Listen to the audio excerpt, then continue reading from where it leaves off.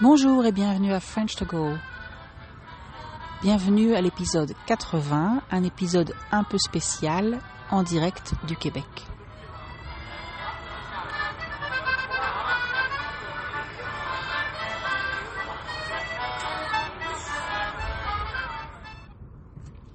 Oui, cette semaine, l'épisode va être un peu atypique. Donc ça veut dire qu'il est différent, il n'est pas comme d'habitude. Tout d'abord, parce que je suis au Canada et que je l'enregistre depuis la ville de Québec. Et aussi parce que je l'enregistre depuis un parc sur mon téléphone portable et donc je m'excuse à l'avance de la qualité, du son, des bruits autour de moi, etc. En fait, j'avais envie de faire un essai, d'essayer quelque chose, de vous faire part et de partager avec vous mes réflexions sur ce voyage. Et je vais essayer d'ajouter quelques enregistrements, vous allez voir, de la nature et des choses que j'ai vues, vécues ici au Canada. Mais commençons par le commencement, comme on dit. Alors, tout a commencé quelques mois avant ma naissance. Je ne blague pas. Non, ce n'est pas une blague. Mes parents et ma grande sœur ont habité pendant 2 ans à Montréal et quand ils sont rentrés en France, ma mère était enceinte de moi. Elle m'attendait. J'ai donc été conçue au Québec, à Montréal. Ils m'ont faite au Québec, mais je suis née en France. Il y a quelques années, j'ai eu de plus en plus envie d'aller au Canada. Et j'ai décidé de m'offrir ce voyage pour mes 50 ans. J'ai économisé pendant 3 ans et me voilà. Je suis partie en solo. Ça veut dire seule. 20 jours de l'autre côté de l'Atlantique. Pourquoi seule ? Parce que je ne voulais pas que ce soit je voulais que ce soit vraiment mon voyage à moi. Je ne voulais pas faire de compromis, ni sur les visites, ni sur les restos, le programme. Je voulais pouvoir changer de programme quand j'en avais envie. Je ne voulais pas être obligée de renoncer à quelque chose parce que ça plaît moins à la personne qui m'accompagne, ou bien faire quelque chose qui ne me plaît pas beaucoup pour faire plaisir à l'autre personne. Bref, voyage solo. 20 jours. Et c'était super. Bien sûr, je ne suis pas complètement seule. J'ai partagé mon voyage sur Instagram et aussi sur WhatsApp avec ma famille et mes amis. Mais concrètement, j'ai fait tout le voyage seule. Si ça vous intéresse, je peux faire un épisode entier sur le sujet, donc sur les voyages en solo. Faites-le moi savoir, mais ce n'est pas le sujet de cet épisode. En fait, je voulais vous parler de nature, de calme, de silence. Pendant mon séjour à Montréal, j'ai visité une expo au Musée des Beaux-Arts. Une expo que je n'avais pas prévu de visiter, mais il se trouve que la nocturne, donc la soirée pendant la semaine où le musée est ouvert, donc cette nocturne comprend juste l'exposition temporaire et pas la collection permanente. Résultat, j'ai vu une expo sur les pensées et splendeurs de la Colombie autochtone, donc l'art de la Colombie des communautés indigènes, locales.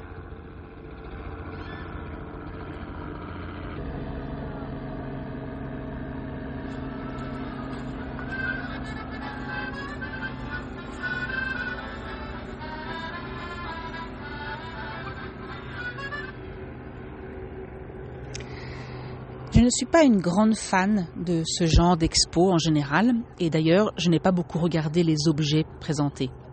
Par contre, les panneaux d'explication étaient très intéressants. Et je voudrais vous citer quelques phrases. Alors, écoutez bien. S'asseoir, c'est une invitation à la synchronisation des énergies. Le petit banc, la petite chaise, d'accord, te soutient pendant que tu réfléchis. Il t'aide à saisir, à comprendre ce que tu n'avais pas compris. Il t'invite à résoudre un problème qui te préoccupe. J'ai trouvé ça très intéressant. Dans cette culture, le fait de s'asseoir, de se poser quelque part, ici sur un banc, t'aide à réfléchir. Je me suis rendu compte j'ai réalisé que pour moi, pour réfléchir à un problème, pour trouver une solution, pour penser, j'avais besoin de marcher, d'être en mouvement, de faire une promenade, de la marche, courir. Et je me suis demandé pourquoi.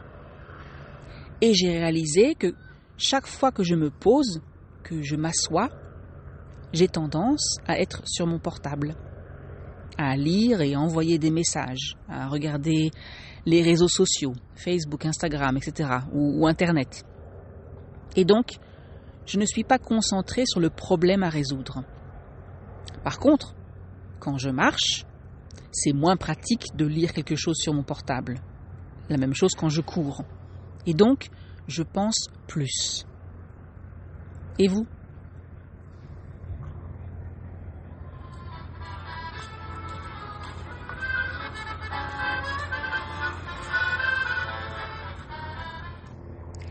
Autre citation de l'exposition.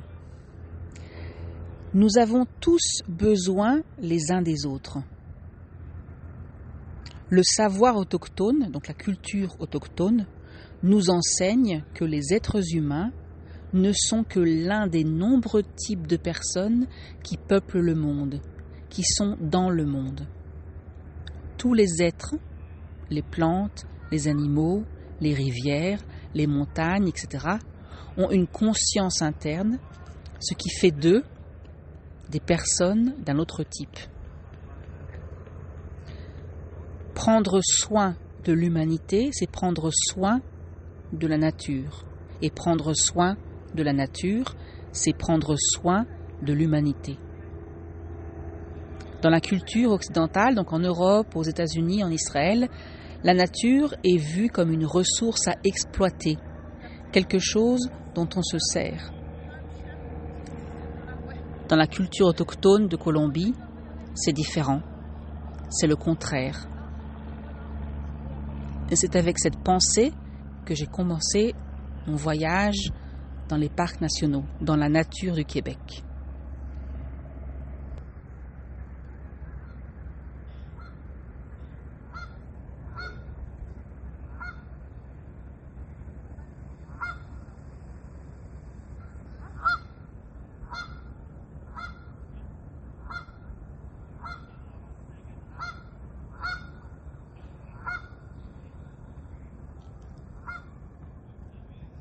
Et oui, comme par hasard, le lendemain de cette visite au musée, j'ai commencé mon road trip de 8 jours. J'ai visité beaucoup de parcs nationaux, j'ai fait des randonnées, certaines faciles, d'autres plus difficiles. J'ai compris au fur et à mesure de ce voyage, et plus précisément de ces randonnées, ce que j'aime dans la marche, dans la nature. J'ai bien entendu fait quelques randonnées, j'ai choisi certains sentiers, certains parcours parce qu'ils étaient célèbres, reconnus, parce que tout le monde parlait et disait qu'il fallait faire cette randonnée. Et parce qu'au bout, donc à la fin, la vue était magnifique. Et c'est vrai qu'il y a quelque chose de gratifiant à marcher plusieurs heures, à monter 200, 300 mètres, etc., pour observer la beauté des forêts et des lacs de tout en haut. Alors gratifiant, ça veut dire valorisant. Ça veut dire que ça apporte du plaisir et de la valeur à quelque chose. Les paysages naturels sont tellement beaux au Québec qu'on s'habitue vite à voir des vues magnifiques dès qu'on fait une randonnée. C'est un peu horrible à dire, mais c'est vrai. Au point que j'ai été déçue une fois quand il n'y avait pas de vue panoramique au bout d'un sentier. Comme si j'avais oublié que le but de la randonnée, c'est aussi et surtout la marche en elle-même. La marche en forêt, dans un bois, les feuilles, les écureuils qui jouent à cache-cache. C'est ça aussi. C'est ça la beauté d'une randonnée. Pas seulement la belle photo à prendre au sommet qu'on va mettre ensuite sur Instagram. Et d'ailleurs, les 2 randonnées que j'ai le plus aimées pendant mon voyage étaient en fait 2 sentiers moins célèbres, on va dire. La première fois, c'était au Parc national de la Mauricie. Et je suis partie tellement tôt que j'étais seule sur ce sentier, à l'aller et au retour. Tout était calme, serein. J'entendais et j'ai... Pardon, une seconde, je vais attendre un petit peu, il y a du bruit de ce côté.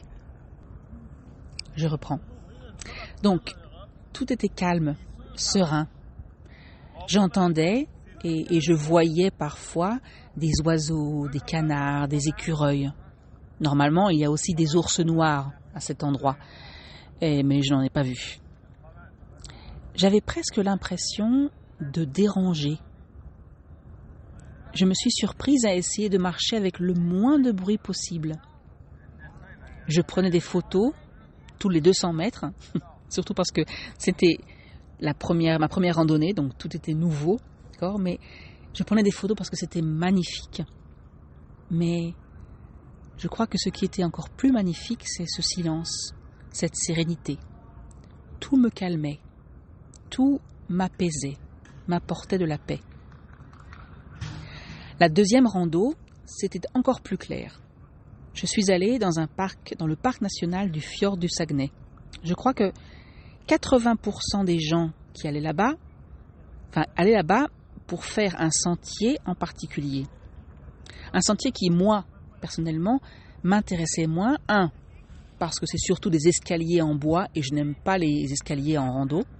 2, parce qu'il y avait beaucoup de monde.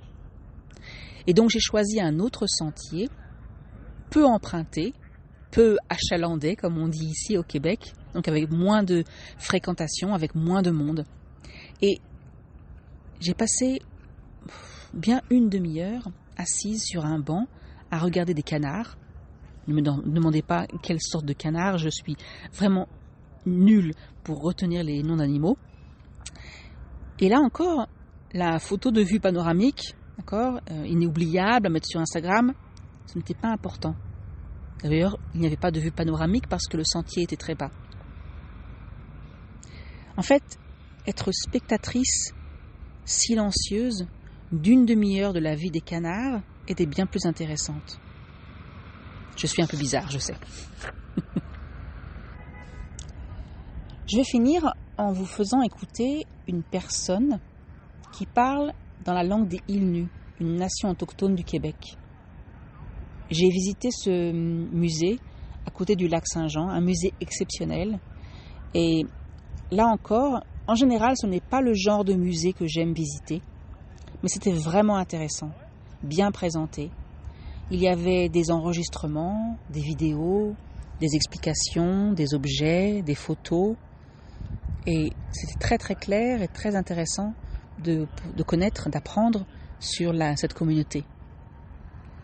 Alors je vous laisse écouter, juste écouter une autre langue qui ne ressemble à aucune langue que vous connaissez ou que je connais. Alors, d'abord quand même, voilà ce que ça veut dire. Elle dit: Bonjour, nous aimons bien avoir de la visite. Prendrez-vous du lait et un peu de sucre dans votre thé? C'est comme ça que nous l'aimons chez nous. Un bon thé bien fort. Guayman teu nuestenan e wap metegut. I bishabui tumen kwanawa. Kashiwash tutushnabui. Tutakstanaw. I bishabui e shut shimgets. I goni wich tabats nilan. Guayman teu nuestenan e wap metegut. I bishabui tumen kwanawa. Kashiwash tutushnabui. Tutakstanaw. I bishabui e shut shimgets. I goni wich tabats nilan. Et voilà. C'est fini pour cet épisode un peu original. Je vous souhaite de faire de beaux voyages où vous voulez, comme vous les aimez.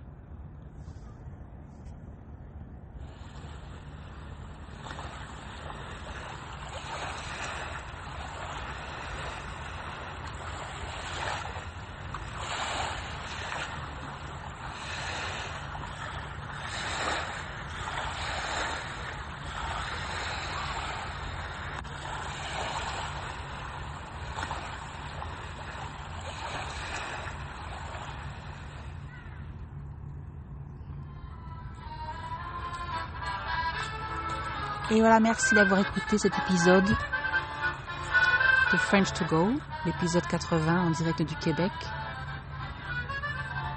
Si vous avez aimé cet épisode, partagez-le, faites un like, parlez-en autour de vous.